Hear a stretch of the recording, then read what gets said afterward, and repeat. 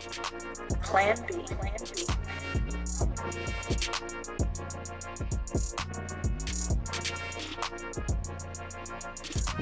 Welcome to the BIA College Football Podcast. My name is Hugue.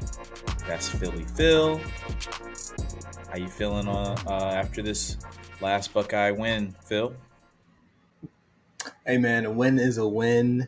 I'm feeling good. I'm feeling better after week 2 than after week 1. So the team's getting better, podcast getting better. Everything is on the up and up. Okay. Well, that's an optimistic way and a positive way to look at things. So I know that may be the theme of the podcast today. But we're going to start off talking about a question that came from Mr. Ohio on Twitter. And the question basically is along the lines of name 2 Buckeyes in 2 different categories. One that has surprised you in a good way, and one that surprised you in a bad way. So, Phil, who has surprised you in a good way and in a bad way? Cool. So we'll start off with the positive. For me, a surprise would be Igbenogson, new starting cornerback for Ohio State. And he's somebody who came in as a transfer from Ole Miss, had a great freshman season. And so there's a lot of hype around him to bring sort of a new kind of demeanor to the Ohio State secondary. But I'm usually pretty skeptical about new players, transfers, especially kind of making instant impact. It's difficult to do. And so I was kind of more on the wait and see side for him. And in the first 2 weeks, I've seen a lot of positivity. He's definitely somebody who is looking like he's not going to be a liability on that side, and somebody who, preseason me and you joked about whether or not he was going to be getting a pass interference call every play based on some hype videos he had where he was pretty handsy. But so far, I think I've only seen one of those flags thrown on him, and he's definitely proving that he belongs on the field and starting for Ohio State. So that's a positive surprise for me. And then on the negative side, I got to go with hometown hero Jack Sawyer. He's somebody who honestly has just kind of I've been losing on the field. I've been watching games and having to say, is Jack Sawyer playing? Did he play that last drive? Is he out? Is somebody subbing for him? It's like, find out, no, he was in fact in the game, but he is not making an impact. He's not making the announcers have to say his name. And that's not something we expected from somebody who was such a highly touted recruit, who played early, as we want our players to do. He did that, and he just hasn't taken the step. So we'll see as the season goes on if he can kind of flip that script. But so far, I was expecting a little bit more from him. I mean, there's I can't argue with that, and I could say that I agree with both of those picks and move forward and say that those are my picks. But I've got 2 different picks. So for me, the player that has been the pleasant surprise has been one Denzel Burke, and I understand this is not a nickname for him, but Equalizer 3 just recently came out starring Denzel Washington. And if anybody's seen that movie, they know that anytime Denzel goes up against you, bruh, it's like you literally don't have a chance. Like there is no challenge to this guy. I mean, I don't want to give anything away, so I'm not going to go into detail, but I kind of look at Denzel Burke this season as being the equalizer. I hope that actually sticks, man. Like people get that from the BIA podcast and calling Denzel Burke the equalizer, because, bruh, like this past game, these past 2 games, he's shown that he's grown. 2021 was a great year for him, freshman year. 22, not so much. He really wasn't the same player.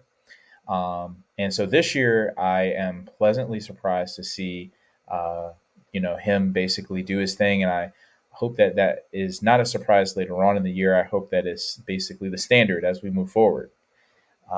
And so the person who has not been who surprised me in a bad way is JTT. I mean, 5-star recruit. So this is somebody else on the other side of the line. Um, I mean, I'm right there with you. Like, I see JT, at least I can see JTT. I see him at the bottom of the screen because he lines up on the left side of the line. He's huge, and but I just don't see where he's getting pressure. I understand, the quarterbacks, the opposing quarterbacks have definitely released the ball quick, but when you got the interior defensive lineman getting to the quarterback and then you don't have the edge getting to him, it kind of brings up some questions. It's kind of like, it's not even just this year, but even last year, like for both Jack Sawyer and JTT, really shocked that these guys weren't getting home as much as we would like. Obviously, JTT had a great game against Penn State, but that's basically been it, man. I mean, I don't think he's a one hit wonder. I definitely think he has another one of those games in him, but Ohio State recently has been used to uh, great production on the edge. I mean, maybe not recently, but I just, the last great edge rusher we had was Chase Young. And we definitely missed that. And I think that a lot of Buckeye fans wanted that from JT, like for sure, thinking that we were going to get that. But yeah, that's where I've been surprised in a bad way. Wow.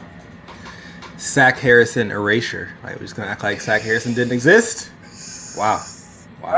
It's not that he didn't exist. No, it's cool. It's cool. It's not. Cool. No, wait. It's not that he didn't exist. It was just like 1 year though that he was definitely doing his thing, and I mean, I'm proud of him. I mean, he made it to the league.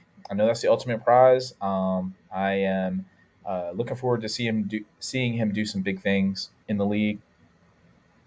But he was no Chase Young.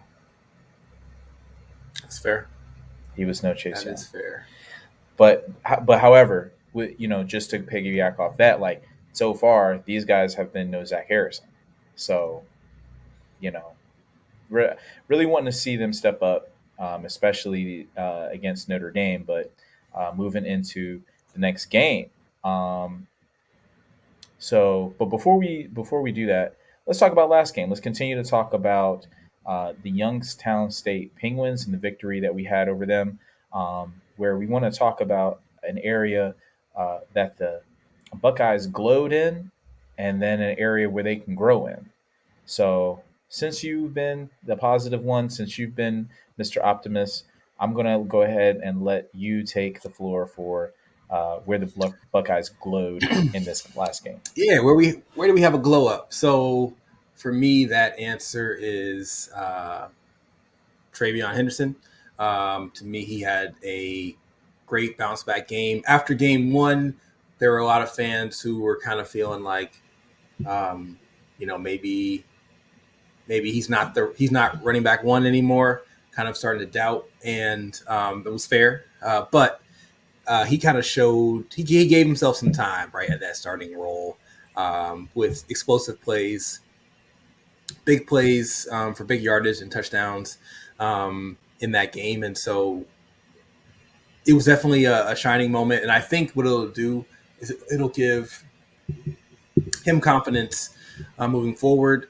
And I'm just happy to see another running back, look good. We have a deep running back room, but right now it's kind of like a bunch of people not separating themselves. We'd rather be deep in the sense that everybody's playing great. So it was great to see our running back one coming into the year kind of shine, and hopefully we'll see some more plays that give him the space to do so.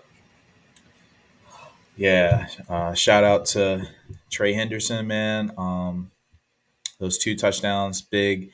He typically has big games, and when we go against some lesser teams. But I think that this is going to be a good stepping stone for him as we head into stiffer competition. Area for growth for me is I'm gonna stay on that side of the ball, okay? And I may shock you when I read the stat. Ohio State is ranked 114th when it comes to third down conversions on offense. We are tied with another Ohio school and it ain't Cincinnati. It ain't Cincinnati. It ain't Toledo. It's Akron. We are tied 114th in the FBS on third down conversions.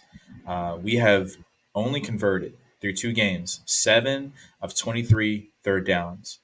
A lot of talk amongst the fan base, a lot of talk in the mainstream media within college football that our offense has been kind of mid. And one of the things that we have to look at is our third down conversions. Now, we know we've won the last 2 games we've played. We played a Power 5 opponent, played an FCS opponent. Against the FCS opponent, I think a lot of people expected that we would blow them out. I mean, we did win by basically 4 touchdowns. So we do have to kind of put things into perspective. However, I know that that basically we stay on this trajectory. We're not going to get it done against the bigger teams. You're going to have to stay on the field and not leave points there moving forward. So what was your BIA moment from the Youngstown State game? So yes, as the Best in America podcast, we definitely want to make sure that we are highlighting excellent play from our DBs. And in this game, we've already talked about Denzel Burke, Equalizer, the new nickname that we'll see if it sticks. But certainly he was that for us while we were up 28-7. And the Penguins were driving. You had just texted me to tell me they were driving, and so they might put another score up, which is going to kind of even make the day less exciting. And then Burke got an interception to save a score, and kind of put us back solidly into the dominating side of the game in terms of defense. So that's a significant one because we mentioned Denzel Burke had a great freshman year. Kind of a okay, puzzling sophomore year. Great to see him back on a personal note, be able to get an interception, which kind of solidifies he's back. And then 2, it's great for the secondary overall and our corners in particular, who had not recorded an interception in almost 2 years. Their last one was from Cam Brown in October of 2021. And so that drought is now over. And I kind of have a feeling, as I mentioned earlier, with Igmanosin playing the way he's playing, pretty aggressive. I don't think this will be the last interception from our corners this year. So, but that's definitely a great moment that hopefully gives that whole squad a lot of energy and a lot of confidence to kind of keep building on that throughout the year. Let's go ahead and focus on the next game, Western Kentucky, the Western Kentucky Hilltoppers. Pass-heavy team. We know that they are skilled in that area. They've had a few quarterbacks these past few seasons actually put up some big numbers because their offense has been very pass heavy. So the biggest challenge and the best unit. Let's go ahead and start off with the biggest challenge. What is the biggest challenge that you see going into this Western Kentucky game? Look, you've been coming with all the stats this evening, so I've got one for you. This year in college football, there are only 7 teams who have not given up a sack, and one of them is Western Kentucky. So this is pretty surprising. It's only 2 games in, but obviously there's only 7, and so you can say small sample size, but then why are there only 7 who have accomplished this? So their competition has obviously not been as strong as Ohio State.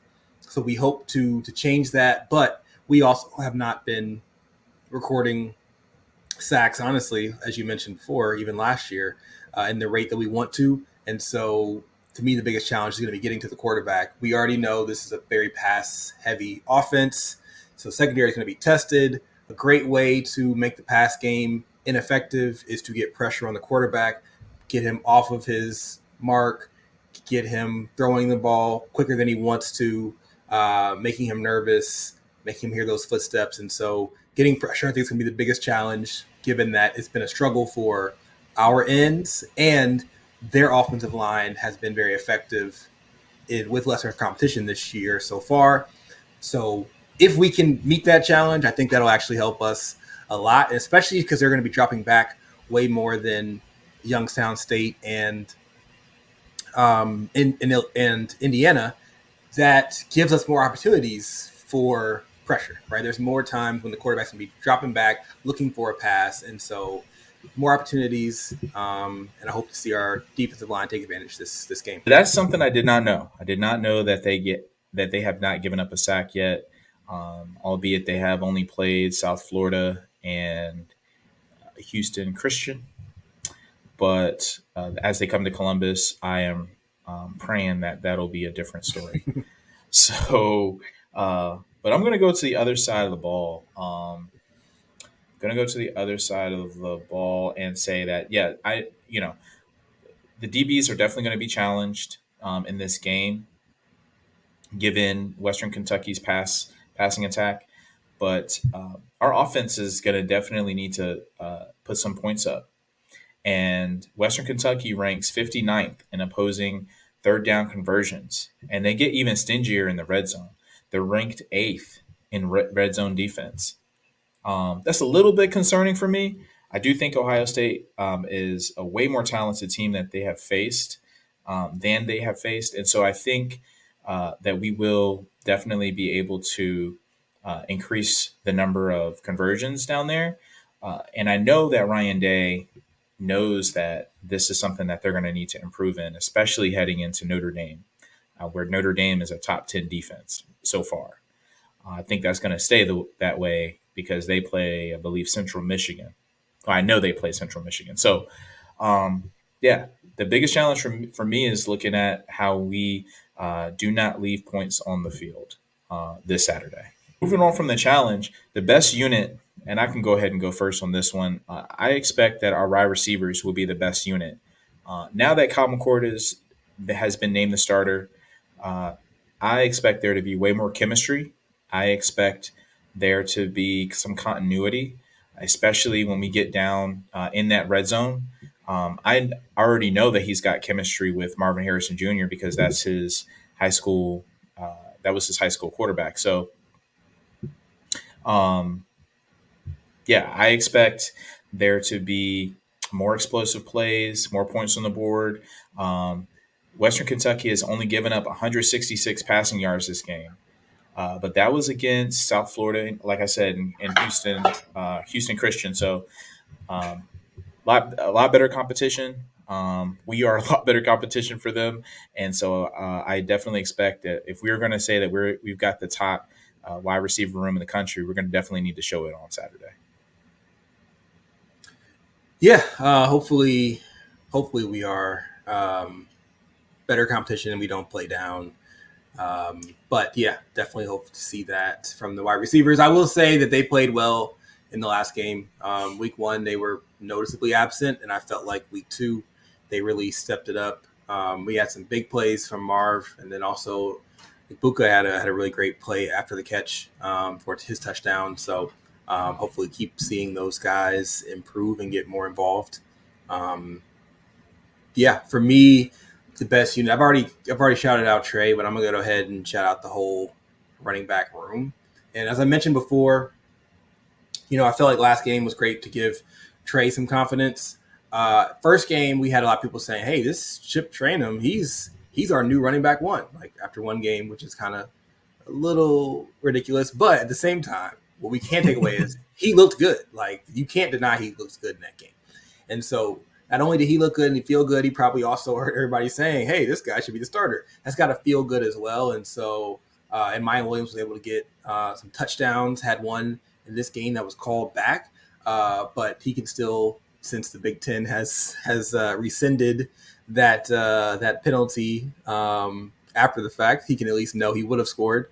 And so, basically, every running back in our top 3 has had some moments that they can say, "Hey, I'm that dude this year. Like I'm feeling good," and I hope that is able to hope we're able to put it all together in this game, where all 3 of them are able to really start cooking. So that we might actually see some more emphasis on the running game this week. Week 1 we had, I believe, 153 yards rushing. In week 2 we had think 123 yards rushing. Those aren't great, but in that 123 yards, we only had about 20 attempts from our running backs. And in the 153 in week one, we only had about 28 attempts spread across a few people, including smart receivers. So we weren't really emphasizing the run, which makes sense when you're trying to work in a new quarterback. But I think those guys will have a great game and potentially be a kind of a surprising choice for where we emphasize our play calling, even though we just named Kyle McCord the starter.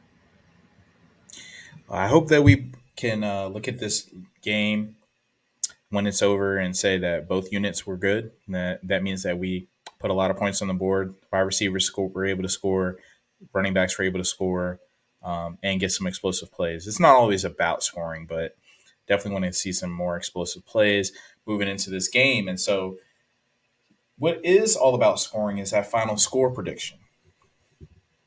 And I know last week we went big when we should have stayed home. But I'm going to be a little bit conservative. I'm going to be a little bit moderate here. I am going to say that my prediction is going to be that Ohio State wins 45-13. Yeah, sounds good, man. Sounds good and eerily similar to my pick. Maybe you saw my notes somehow and tried to jump me on there. But I was going to say 49-14. So kind of in that same ballpark. I guess I got us giving up 2 touchdowns just because, again, passing a lot. It only takes one slip in the secondary, apparently, to completely explode Jim Knowles' defense. So 14 is my prediction on the defense, and 49, which is much lower than the last 2 predictions that I've given, but still would be, 2 scores more than they've gotten so far this year. So that would still be definitely a marked improvement if they're able to get 49. But I think they should be able to, if, like we said, that those running back room and wide receiver room are clicking. That should be something they're able to do, especially with the pace we expect to be a little bit faster in this game. All right. Those are great predictions. We're going to take a break and then get to the national scene where we talk about one team, one player. That is coming up next. And we are back to take a national look at one player, one team. I have to go ahead and start this off and say that this is a surprising player. Never thought that I would bring them up on our podcast this year based on the year they had last year. Tyler Van Dyke is my basically my player of the week. BIA National Player of the Week. He beat a team from a conference where it just means more in the Texas A&M Aggies. His stats, 21 of 30, 374 for 5 touchdowns. His performance is basically a big reason why people are saying that Miami is back, that the U is back. And I look forward to seeing him come up big in some other games. They play Florida State. I don't think they have Clemson this year, but we'll see if they make it to the ACC championship game. I may be getting a little bit too ahead of myself, but I'm going to go ahead and just say that, speak up for Tyler Van Dyke and say that he had a great game, and it was definitely unexpected. So, yeah. I think I think being back is something that is way, way, way, way overused. If you ain't winning your conference, if you ain't won your conference, you're not back. Winning one game against a team that won, I believe, 7 games last year, or was it 5? I can't remember actually. Not a good team last year. They didn't go to a bowl. They didn't go to. Okay, so it was 5 and 7. I couldn't remember 7 and 5, 5 and 7. You're not back by beating a team that is not good. But definitely, I agree with you on the QB having a great game and that being a good sign that they are going to be a better team this year than they were last year. But call me when they can win the ACC, which they haven't done. So for me, I guess I was positive earlier. I'm already hating. I'm about to do some more hating too. I ain't done hating, y'all. My team is going to be a team that stands out, not because they played that great. Kind of the opposite. I'm talking about Tennessee. Now, Tennessee, in their defense, they played a powerhouse team, Austin Peay. Austin Peay had these boys on the ropes in the second quarter. Austin Peay was up 6-3. It was 6-6, about to go into half. Tennessee scored a touchdown with 20 seconds left in the second quarter to go up by a touchdown going in. Ended up winning 30-13, so a 17-point victory. And Justin, you want to guess what they were expected to win by, what the original spread was? I feel like I saw this, but I'm going to say 43. Is it 43? I wish it was 43. It was 48 and a half. 48 and a half. They won by 17. That's embarrassing. So look, the reason why I'm highlighting them is because even though, yes, I'm hating on them, I want them to be better. Why do I want them to be better? Because in the SEC, we've got Georgia. Georgia is legitimately, they're the number one team. They're a two-time defending champion. And right now it looks like they're just going to steamroll and just like kick their feet up and just be pulled all the way to the national championship. So we're supposed to believe the SEC is going to offer them some challenges. On the West, that challenge is supposed to be primarily Alabama. Alabama already took their L. If it wasn't Alabama, we knew it was going to be LSU. Already took their L. The folks who believe, hey, talent is king. Who cares if they were 5-7 last year? Texas A&M still can do it. Already took an L. On the east side of the SEC, where Georgia is, we're looking for who can challenge. Could have been. There's some talk about South Carolina doing it this year. Already took, you guessed it, an L. The SEC is hemorrhaging right now. Tennessee is kind of the last hope. They obviously played a poor game against Austin Peay, but good teams play bad games.